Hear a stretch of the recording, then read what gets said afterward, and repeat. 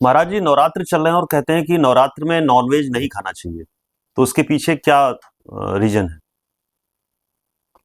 देखिए, हमारी सनातन धर्म अथवा हिंदू धर्म की जितनी परंपराएं हैं पूर्णतः विज्ञान से जुड़ी हुई हैं और शरीर विज्ञान से जुड़ी हुई है। हम तुलसी का पौधा लगाते हैं तो आज विज्ञान भी मानता है कि लगभग 40 मीटर के दायरे में हवा शुद्ध रखती है।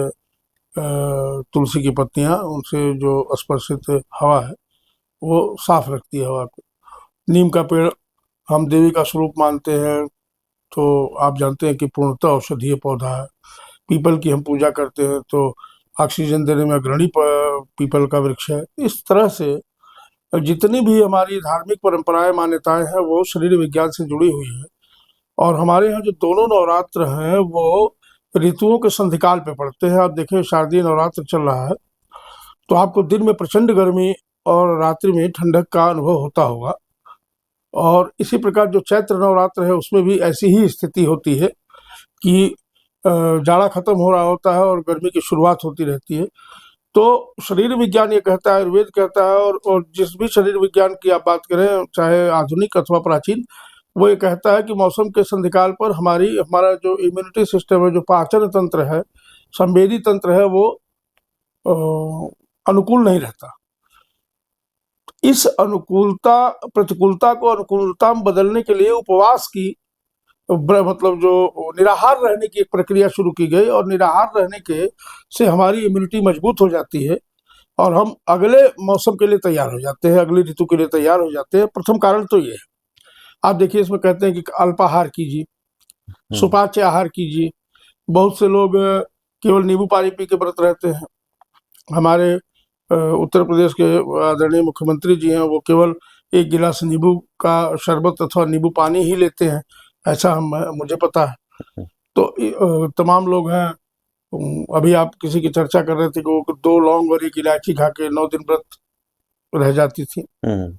तो तमाम विधान है अपने अपने शिक्षा के अनुसार, लेकिन इसका जो मूल रहस्य है वो यही है कि हम अपने शरीर की प्रतिकूलता जो मौसम के अनुसार गड़बड़ हो रही है उसको सुदृढ़ कर ले, सुव्यवस्थित कर ले, और अगले मौसम जो जो हमारा शीतकाल शुरू होने वाला है उसके लिए तैयार हो जाए। ये इसका प्रथम वो है। और दूसरा, जब हम निराहार रहते हैं तो ये विज्ञान का आधुनिक शोध है कि जब हम निराहार रहते हैं तो जो हमारे भीतर एंटीबॉडी जो उत्पन्न हो चुके हैं वो हमारे निराहार रहने से शरीर उनको खुद ही खा के नष्ट कर देता है।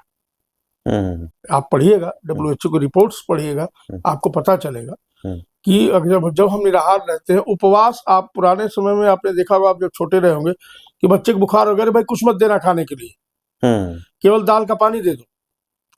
जितना अधिक शरीर निराहार रहेगा वो अपने को मेंटेन करेगा, और जितनी विकारी पदार्थ हमारे भीतर, जितने विषाणु हमारे भीतर, शरीर उनको खुद ही खा के नष्ट कर देगा। तो इस तरह की प्रक्रियाओं को समेट करके ही व्रतों की परिकल्पना की गई है। व्रत 2 प्रकार से रहते हैं। अब जैसे चैत्र नवरात्र जो आता है उसमें शाकाहार की प्रधानता है, साग सब्जियां इत्यादि अधिक खाई जाती हैं।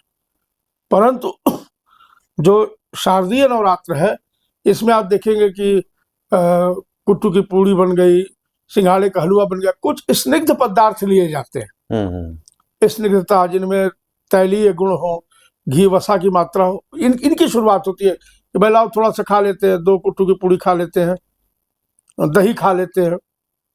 तो दोनों मौसमों को जो एक साथ मिला, दोनों ऋतुओं को जो मिला दे, जो इस संधिकाल का उद्देश्य जो है दोनों ऋतुओं के अनुकूल हमारा शरीर हो जाए, इसी नाते इस जो निराहार रहने की परिकल्पना की गई वो हमारे ऋषियों ने की। इसीलिए फीवर, बुखार वगैरह वायरल बहुत होता है हाँ, एलर्जी होती है, वायरल फीवर्स होते हैं, फिर उसके बाद आपका मलेरिया फैलती है। ये सीजन है, बरसात से विषाणु बहुत उत्पन्न होते हैं तरह तरह के, और हमारी शरीर इससे प्रभावित होती है। इसीलिए इम्यूनिटी ज्यादा चाहिए हमको। हाँ, इस समय पे तो हम वही चीजें ग्रहण करते हैं जो हमारी इम्यूनिटी को बढ़ाए, डेवलप करे, और हमारी जो आरोग्यता है प्राप्त होती रहे। इसीलिए इन व्रतों का इन संधिकालों पर लंबा विधान किया गया। 9 दिन 10 दिन, एक दिन का नहीं किया गया, 9 दिन 10 दिन। उसके बाद देखिए दशहरा होता है हमारे यहाँ, मजे से हम लोग पूरी पकवान खाते हैं। उसके बाद दिवाली आती है, और भी गंभीर पकवान उसमें बनते हैं, खाते हैं हम। लेकिन होली में आप देखें कि पकवानों का अंत हो जाता है, उसके बाद हम पकवान नहीं खाते हैं, फिर गर्मी शुरू हो जाती है। तो पकवान वहीं से बंद हो जाते हैं और यहाँ से शुरू होते हैं। तो दिवाली से पकवान शुरू होते हैं और होली में बंद हो जाते हैं। और इसी तरह हमारे यहाँ भगवती शीतला जिन्हें महामारी का एक रूप माना गया है, भगवती काली का ही एक रूप है, भगवती कालरात्रि का जो अत्यंत शांत रूप है वो भगवती शीतला का है, जो पूरे भारतवर्ष में पूजित है और घरों में उनकी पूजा होती है। मौसम के संधिकाल पर ही दोनों बार शीतलाष्टमी की पूजा आती है और भगवती शीतला को बासी भोजन चढ़ता है। तो इसका एक उद्देश्य ध्यान से देखिए कि यह जो अभी शीतलाष्टमी बीती है ये इस बात की द्योतक है कि अब हम बासी भोजन भी खा सकते हैं, अब भोजन खराब नहीं होगा, ये इसका द्योतक है। लेकिन जो इसके पहले नवरात्रि के पहले शीतलाष्टमी पड़ती है वो इस बात को बोधक है, इस बात का बोधक है कि अब आपको बासी भोजन नहीं करना है, गर्मी आ रही है। तो हमारे जितने विधान है, धार्मिक संविधान है, वो मनुष्य मात्र के, जीव मात्र के कल्याण के लिए बना है। ये नवरात्र व्रत भी उसी श्रृंखला का एक अंग है।